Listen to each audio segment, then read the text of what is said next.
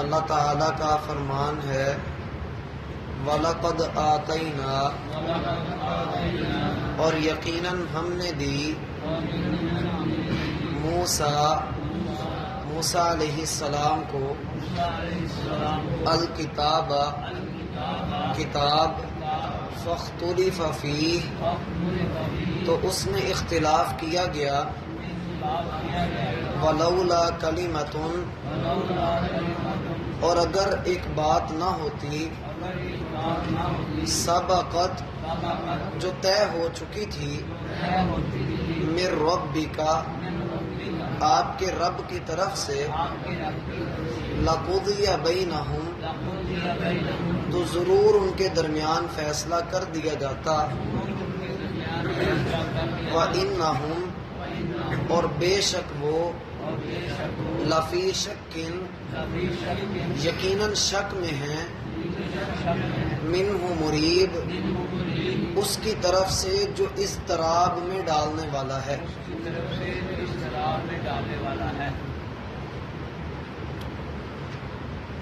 احباب گرامی،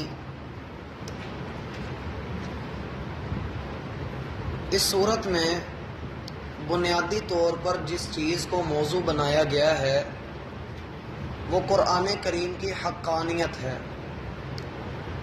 کہ قرآن کو سچا ماننا، اس کی تعلیمات کے اوپر غور و فکر کرنا، ایمان لانا، یہ ہر ایک شخص کے ایمان کا حصہ ہے۔ اگر کوئی اس میں کجروی اختیار کرے گا، شک میں مبتلا ہوگا، یا اس کے معنی کو اپنی مرضی کا رخ دے گا، تو وہ اللہ تعالیٰ کے غضب سے بچے گا نہیں۔ طرح طرح کی باتیں اس قرآن کے بارے میں اچھالتے رہنا، کبھی یہ کہہ دینا کہ یہ انسان کا کلام ہے، کبھی یہ مطالبہ کرنا کہ یہ کسی اور زبان میں کیوں نہیں اترا، کبھی یہ کہہ دینا کہ اس کی باتیں واضح نہیں ہیں، کبھی یہ کہہ دینا کہ یہ تو شاعروں کے کلام جیسا محسوس ہوتا ہے۔ اللہ تعالیٰ نے ان کی ساری ہٹ درمیوں کے جواب بھی دیے، اور یہ بھی فرما دیا کہ جو لوگ بھی ایسا کر رہے ہیں یہ اللہ سے چھپے نہیں ہوئے، اللہ تعالیٰ ان کو خوب جانتا ہے۔ اور جیسا کہ پچھلی آیات میں بھی نبی صلی اللہ علیہ وآلہ وسلم کو تسلی دی گئی، اس آیت میں بھی تسلی ہی دی جا رہی ہے۔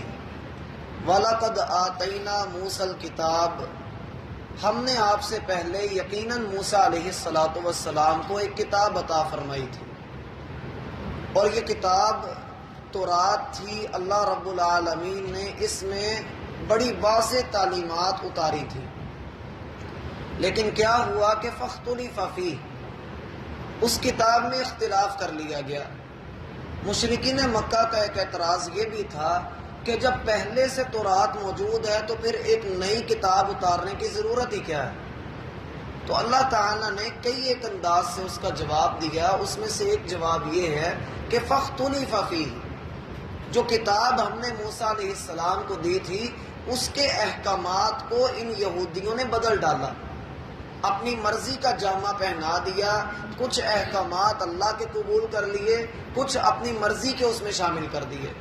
ایک وقت تک کے لیے اللہ رب العالمین نے اس کتاب کو محکم بنا کر رکھا، اور اللہ نے اس کتاب کے بارے میں یہ نہیں کہا تھا کہ یہ قیامت تک کے لیے ہے۔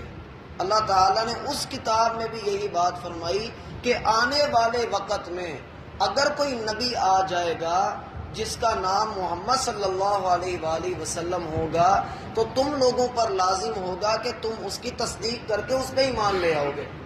بڑی مشہور حدیث ہے کہ اگر آج موسیٰ علیہ السلام بھی زندہ ہوتے تو ان کی نجات ممکن نہ تھی جب تک وہ مجھ پر ایمان نہ لاتے۔ تو اختلاف کیا گیا، اور اس اختلاف کی نوعیت بڑی گمبھیر تھی۔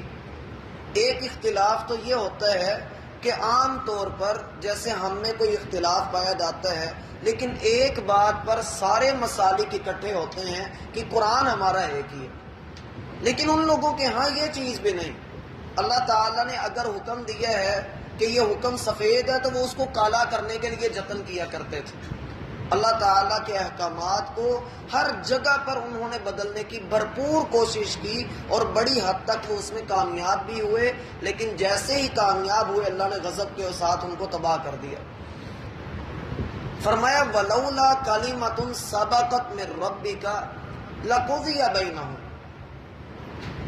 اللہ نے ان کے لیے ایک بات طے کر دی تھی۔ یہ ذہن میں رکھیں کہ زمین و آسمان کو پیدا کرنے سے 50,000 سال پہلے اللہ تعالیٰ نے قیامت تک کے لیے ہونے والے تمام تر معاملات کو لکھ دیا ہے۔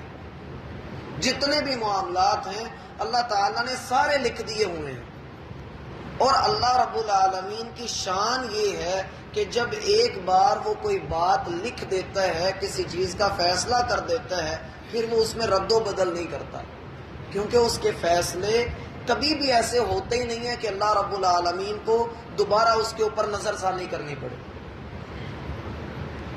اب اللہ رب العالمین فرماتے ہیں وَلَوْلَا كَلِمَةٌ سَبَقَتْ، انہوں نے اختلاف کیا، اللہ کی کتاب کو، تعلیمات کو بدلا۔ اگر تیرے رب کی بات پہلے سے ثابت نہ ہو گئی ہوئی ہوتی، طے نہ ہو چکی ہوتی، لَقُضِيَ بَيْنَهُمْ، تو اللہ ان کا فیصلہ کر دیتا، اللہ ان کو بتا دیتا کہ جس چیز میں تم اختلاف کر رہے ہو اس کی اصل حیثیت اس طرح سے ہے، اللہ ان کے درمیان اختلافات کو حل کر دیتا۔ یا دوسرا معنی آپ یہ کر سکتے ہیں کہ اللہ تعالیٰ اس کتاب کی حیثیت کو مشکوک کرنے کے جرم میں اللہ ان کو تباہ کر دیتا، مگر اللہ تعالیٰ نے ایسا نہیں کیا، کیونکہ اللہ کے ہاں ایک بات طے کی جا چکی ہے۔ اہل علم نے اس جملے کے 3 معنی کیے ہیں۔ یہ جو جملہ ہے وَلَوْلَا كَلِمَةٌ سَبَقَتْ مِن رَبِّكَ لَقُضِيَ بَيْنَهُمْ، اس کے 3 معنی کیے گئے ہیں۔ ایک معنی یہ ہے، پہلا معنی جو واضح طور پر سمجھ میں آ رہا ہے کہ اگر اللہ تعالیٰ نے کتاب میں، تقدیر میں یہ نہ لکھا ہوتا کہ ان کو میں نے مہلت دینی ہے، اس قوم کی عمر اتنی ہے، اللہ نے یہ نہ لکھا ہوتا تو جیسے ہی انہوں نے اس جرم کا ارتکاب کیا تھا اللہ پہلے ہی ان کو تباہ کر دیتا۔ مگر یہ اللہ کی شان نہیں کہ اللہ نے کسی کے لیے لکھا کچھ اور، فیصلہ اللہ اس کے لیے کچھ کر دے۔ ایک بات تو یہ ہے کہ اللہ نے ان کو مہلت دی ہوئی ہے، اب اپنی مہلت کے ساتھ یہ جتنی زندگی گزار سکتے ہیں گزار لیں۔ دوسرا معنی یہ ہے کہ اگر اللہ تعالیٰ نے پہلے سے یہ بات نہ لکھ دی ہوتی کہ ان کافروں کی نسلوں سے اللہ مسلمانوں کو پیدا کر دے گا تو اللہ ان کو تباہ کر دیتا۔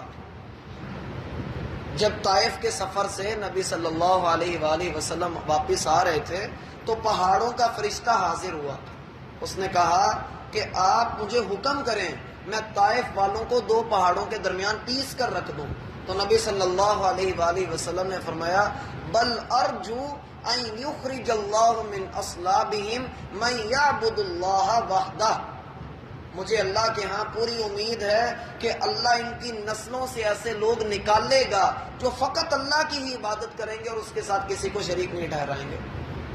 تو اللہ تعالیٰ فرماتے ہیں کہ اختلاف ان لوگوں نے بہرحال تورات میں کیا، جس طرح سے یہ قرآن کی حقانیت میں مشرکین مکہ اختلاف کر رہے ہیں اور اس کی حیثیت کو مشکوک بنا رہے ہیں، تو آپ سے پہلے تورات میں بھی اختلاف کیا گیا ہے۔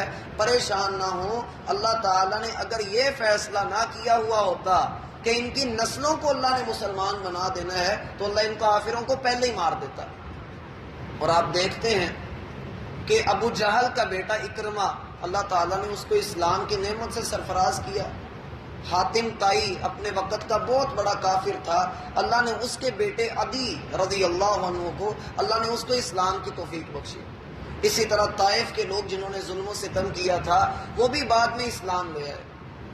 تیسرا معنی اہل علم نے اس کا یہ کیا کہ فرعون کے غرق ہونے کے بعد اللہ رب العالمین نے یہ فیصلہ نہ کر دیا ہوا ہوتا، اگر اللہ کا یہ فیصلہ نہ ہوتا کہ فرعون کو اللہ نے آسمانی آفت کے ذریعے تباہ کر دیا، اب دنیا میں جہاں کہیں بھی کفر سر اٹھائے گا اللہ جہاد کے ذریعے اس کی سرکوبی کروائے گا، اللہ تعالیٰ مسلمانوں کے ہاتھوں سے ان کو عذاب دلائے گا۔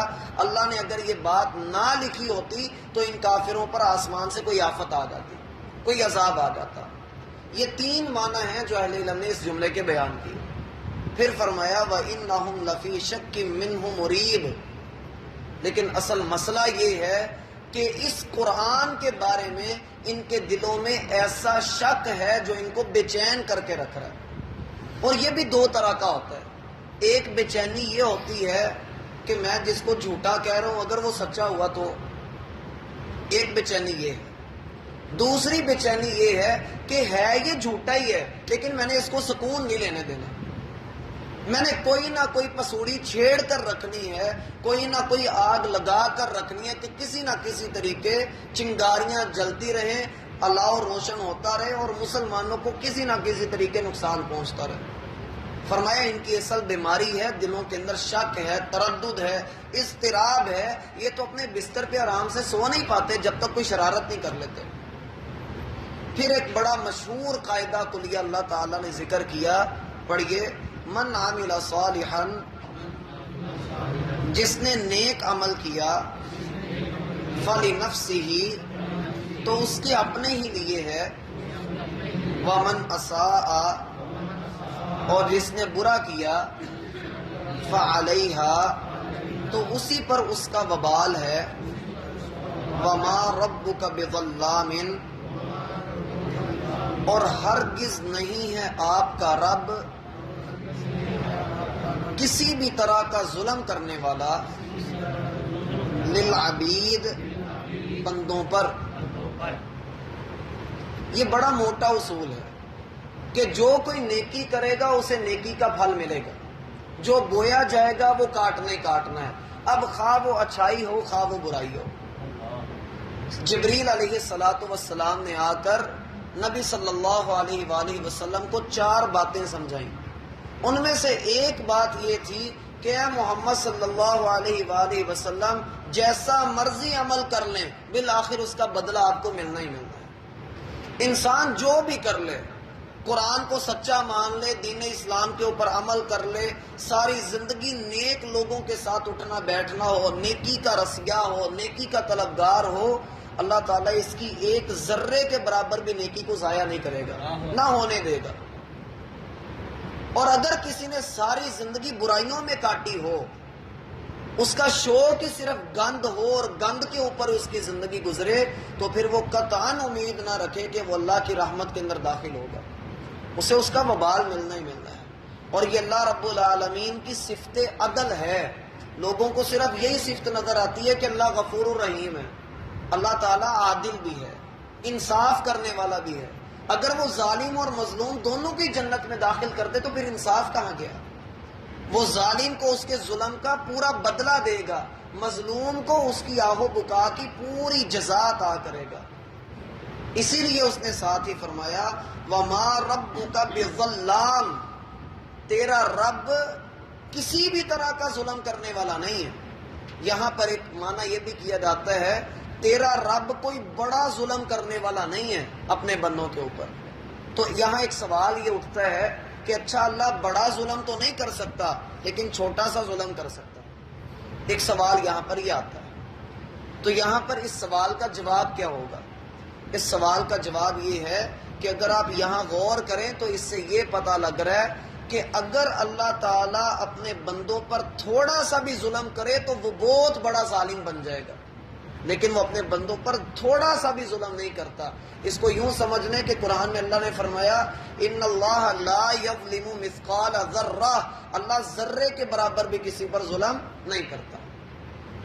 اور یہ بڑی مشہور بات ہے کہ اللہ رب العالمین نے اپنے بندوں پر ظلم نہیں بلکہ رحمت کی برکھا برسائی ہوئی ہے.